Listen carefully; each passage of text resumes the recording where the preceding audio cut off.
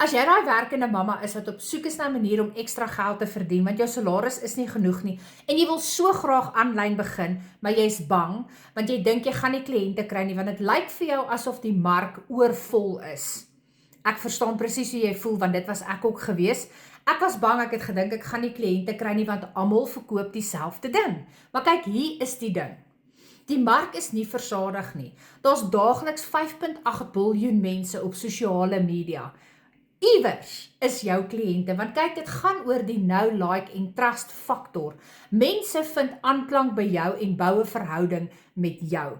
Kom ek maak dit so, eenvoudig as moontlik. In die klein dorpie waar ek bly, is ons 3 Spar-winkels, 2 Checkerse, 'n Shoprite en 'n Woolies. En weet jy wat? Almal maak geld. Meeste van hulle verkoop almal presies dieselfde produk, maar ek gaan na winkel A toe en die volgende ou gaan na winkel B toe.